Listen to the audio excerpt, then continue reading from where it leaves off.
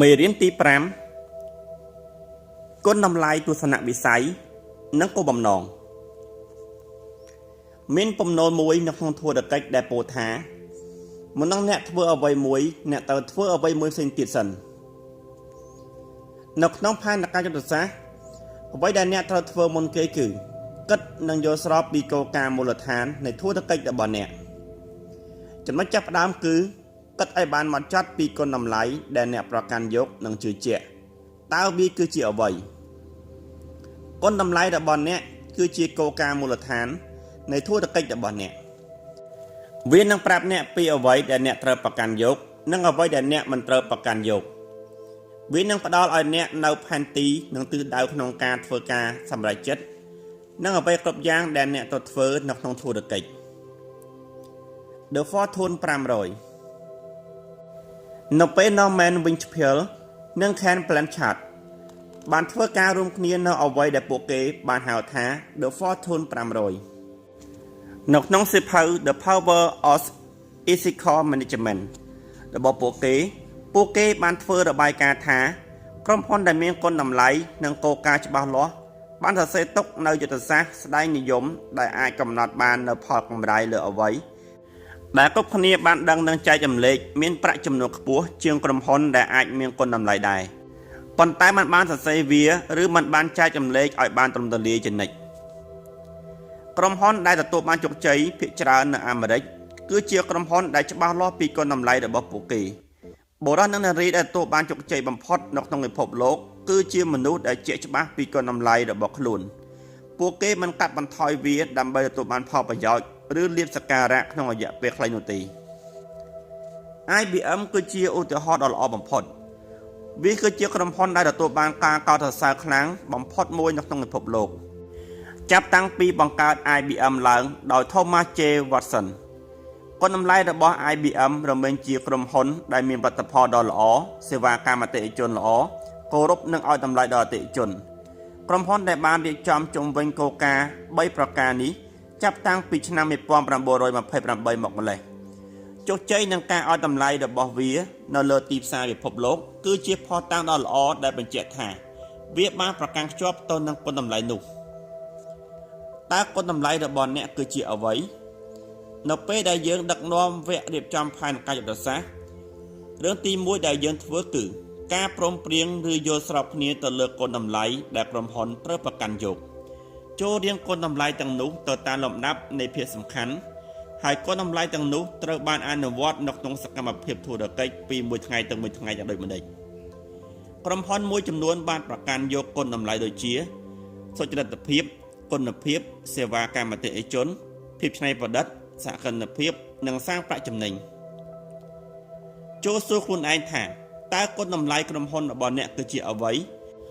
តើអ្នកមានគុណតម្លៃគុណភាពមែនឬទេតើអ្នកប្រកាន់យកផលិតផលឬសេវាកម្មដ៏ល្អមែនឬទេតើអ្នកប្រកាន់យកការយកចិត្តទុកដាក់លើមនុស្សមែនឬទេតើអ្នកប្រកាន់យកភាពជាអ្នកនាំមុខគេលើទីផ្សារឬភាពច្នៃប្រឌិតមែនឬទេតើអ្វីគឺជាជំនឿមូលដ្ឋានរបស់អ្នកចំពោះអ្វីដែលត្រឹមត្រូវឬអ្វីដែលខុសតើពួកគេនឹងនិយាយអំពីអ្វីប្រសិនបើអ្នកធ្វើការស្ទង់មតិមនុស្សនៅក្នុងក្រុមហ៊ុនរបស់អ្នកនឹងសួរពួកគេថាតើគុណតម្លៃដែលក្រុមហ៊ុនរបស់អ្នកប្រកាន់យកនិងជឿជាក់គឺជាអ្វីតើពួកគេនឹងនិយាយអំពីអ្វីតើមានភាពច្បាស់លាស់និងមូលមតិគ្នាក្នុងចំណោមនយោជិតរបស់អ្នកចំពោះគុណតម្លៃក្រុមហ៊ុនរបស់អ្នកដែរឬទេឬតើមានមតិផ្ទុយនិងមានការមិនព្រមព្រៀងគ្នាដែរឬទេចុះបើសិនបើអ្នកធ្វើការស្ទង់មតិអតិថិជនរបស់អ្នកហើយសួរពួកគេថាតើគុណតម្លៃមូលដ្ឋាននៃក្រុមហ៊ុននេះគឺជាអ្វីតើអតិថិជនរបស់អ្នកនឹងនិយាយពីអ្វីចំពោះគុណតម្លៃរបស់អ្នកនឹងរមែងស្ដែងឲ្យឃើញនៅក្នុងសកម្មភាពរបស់អ្នកតែប៉ុណ្ណោះឥរិយាបថរបស់អ្នកធ្វើពីមួយថ្ងៃទៅមួយថ្ងៃនិងពី1នាទីទៅ1នាទីជាពិសេសនៅពេលមានសម្ពាធវាពិតជាអាចឆ្លុះបញ្ចាំងពីអ្នកបានវាពិតជាអាចប្រាប់ពីអ្វីដែលមនុស្សឬអង្គភាពជឿជាក់និងប្រកាន់យកបានដោយមើលទៅលើអ្វីដែលពួកគេធ្វើហើយតើពួកគេប្រព្រឹត្តក្នុងពេលមានវិបត្តិមិនថាតូចឬធំក៏ដោយយ៉ាងដូចម្តេចនេះគឺជាពេលវេលាពិសោធន៍ពីគុណតម្លៃរបស់មនុស្សឬអង្គភាពគុណតម្លៃសាងមូលដ្ឋានរឹងមាំ តេជនរបស់ខ្ញុំម្នាក់ទើបចាប់ផ្ដើមធុរកិច្ចថ្មីត្រូវការសម្រេចចិត្តពីគុណតម្លៃអ្វីដែលក្រុមហ៊ុនត្រូវប្រកាន់យកអ្នកគ្រប់គ្រងមួយក្រុមបានមកជួបជុំគ្នាហើយជ្រើសរើសគុណតម្លៃបាន5ចាប់ផ្ដើមពីសុចរិតភាពនិងបញ្ចប់ដោយប្រាក់ចំណេញបន្ទាប់មកពួកគេបានព្រមព្រៀងគ្នាលើសេចក្តីមួយឃ្លាថាតើគុណតម្លៃនីមួយៗនឹងអនុវត្តក្នុងក្រុមហ៊ុនយ៉ាងដូចម្តេចបន្ទាប់មកក៏យកគុណតម្លៃនេះបានបោះពុម្ពនៅលើកាត់ប្លាស្ទិកហើយបានចែកចាយទៅឲ្យអ្នកគ្រប់គ្នាវាបានប្រែក្លាយជាគោលការណ៍បប្រតិបត្តិមូលដ្ឋានរបស់ក្រុមហ៊ុននៅគ្រប់ពេលដែលអ្នកគ្រប់គ្រងជាន់ខ្ពស់នៅក្នុងក្រុមហ៊ុនត្រូវធ្វើការសម្រេចចិត្តពួកគេនឹងយកការគុណតម្លៃរបស់ខ្លួនមកមើលនិងពិភាក្សាគ្នាថាតើពួកគេគួរតែធ្វើផ្អែកលើគុណតម្លៃដែលពួកគេបានតាំងចិត្តនោះយ៉ាងដូចម្តេចក្នុងពេល2-3ឆ្នាំក្រុមហ៊ុននេះបានក្លាយជាអង្គភាពនាំមុខគេនៅក្នុងឧស្សាហកម្មទោះបីជាវាបានប្រឈមនឹងការប្រកួតប្រជែងយ៉ាងខ្លាំងក៏ដោយតើទស្សនវិស័យរបស់អ្នកគឺជាអ្វីនៅពេលអ្នកចេះច្បាស់អំពីគុណតម្លៃរបស់ខ្លួនរួចហើយបន្ទាប់មកអ្នកត្រូវចំណាយពេលខ្លះដើម្បីធ្វើផែនការឆ្ពោះទៅអនាគតចូលបង្កើតទស្សនវិស័យសម្រាប់ក្រុមហ៊ុនរបស់អ្នកថាតើវានឹងទៅជាអ្វីប្រសិនបើវាមានស្ថានភាពល្អប្រសើរនៅគ្រប់ទិដ្ឋភាពជួនកាលខ្ញុំចូលចិត្តនិយាយពីទស្សនវិស័យថាជាការស្រមើសម័យ5ឆ្នាំខាងមុខតើទស្សនវិស័យរបស់អ្នកគឺជាអ្វីនៅក្នុងលក្ខខណ្ឌសាមញ្ញរបស់វាទស្សនវិស័យដែលមានសិទ្ធិភាពបំផុតសម្រាប់ក្រុមហ៊ុនគឺប្រសើរលើសគេវាគឺជាការល្អប្រសើរលើសគេលើផលិតផលសេវាកម្មនិងទំនាក់ទំនងអតិថិជនវាគឺជាក្រុមហ៊ុនដ៏កំពូលនៅក្នុងលក្ខខណ្ឌភាពជាអ្នកដឹកនាំនិងអ្នកគ្រប់គ្រង Peter Drucker បាននិយាយថាសូម្បីតែពេលធុរកិច្ចកំពុងតែចាប់ផ្ដើមនៅក្នុងផ្ទះបាយក៏ដោយប្រសិនបើធុរកិច្ចមិនមានក្តីសុបិននៃការធ្វើជាអ្នកដឹកនាំពិភពលោកទេវានឹងមិនទទួលបានជោគជ័យដ៏ធំធេងនោះទេក្តីសុបិនរបស់អ្នកគួរតែធ្វើជាអ្នកដឹកនាំពិភពលោកដូចគ្នាដែរប្រសិនបើនេះគឺជាការពិតតើសកម្មភាពដែលអ្នកនឹងត្រូវចាប់ផ្ដើមធ្វើភ្លាមៗដើម្បីធ្វើឲ្យទស្សនវិស័យនេះបានសម្រេចគឺជាអ្វីតើអតិថិជននឹងនិយាយអំពីអ្វី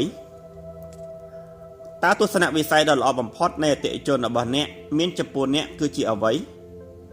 តើអ្នកចង់ឲ្យអតិថិជនរបស់អ្នកគិតចំពោះក្រុមហ៊ុនរបស់អ្នកយ៉ាងដូចម្តេច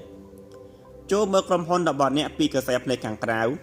ពីការយកឃើញរបស់អតិថិជនដែលកំពុងធ្វើការជាមួយអ្នកកំពុងអ្នកតំណងជាមួយនឹងមនុស្សរបស់អ្នកប្រើប្រាស់ផលិតផលនិងសេវាកម្មរបស់អ្នកហើយបន្ទាប់មកបានចំណាយពេលនឹងនិយាយដើមអ្នកប្រាប់អ្នកអតីថាតើអ្នកចង់ឲ្យពួកគេនិយាយពីក្រុមហ៊ុនរបស់អ្នកយ៉ាងដូចម្តេចនេះគឺជាចំណុចចាប់ផ្ដើមដ៏ល្អបំផុតដើម្បីកំណត់ថាតើគុណតម្លៃនិងទស្សនវិស័យរបស់អ្នកគួរតែជាអ្វី Theodore Levitt នៃសាលាធុរកិច្ច Harvard បាននិយាយថាទ្រព្យសម្បត្តិដ៏មានតម្លៃបំផុតដែលក្រុមហ៊ុនមានគឺកេរ្តិ៍ឈ្មោះរបស់វាកេរ្តិ៍ឈ្មោះរបស់ក្រុមហ៊ុនត្រូវបានឲ្យនិយមន័យថាអ្នកដទៃបានស្គាល់វាច្រើនប៉ុណ្ណាកេរ្តិ៍ឈ្មោះរបស់អ្នកត្រូវបានកំណត់ដោយអ្វីដែលពួកប្រកួតប្រជែងអតិថិជនអ្នកផ្គត់ផ្គង់អ្នកលក់ខាងក្រៅនិងការនិយាយជាសាធារណៈពីអ្នកនៅពេលដែលពួកគេនិយាយពីក្រុមហ៊ុនរបស់អ្នកផលិតផលនិងសេវាកម្មរបស់អ្នកក្នុងចំណោមពួកគេតើពួកគេកំពុងនិយាយអំពីអ្នកយ៉ាងដូចម្តេចនៅថ្ងៃនេះតើអ្វីដែលអ្នកនឹងចង់ឲ្យពួកគេនិយាយពីអ្នកនិងក្រុមហ៊ុនរបស់អ្នកនៅពេលអនាគតតើអ្នកអាចធ្វើអ្វីចាប់ផ្ដើមពីថ្ងៃនេះដើម្បីធានាថាមនុស្សទាំងនៅក្នុងនិងខាងក្រៅក្រុមហ៊ុនរបស់អ្នកគិតចំពោះអ្នកនិងនិយាយពីអ្នកត្រូវហោះឬផ្លោះលើរបងសាស្ត្រាម៉ៃមើលថាមនុស្សនៅក្នុងក្រុមហ៊ុនរបស់អ្នកកំពុងនិយាយអំពីក្រុមហ៊ុនរបស់អ្នកប្រាប់អ្នកដទៃ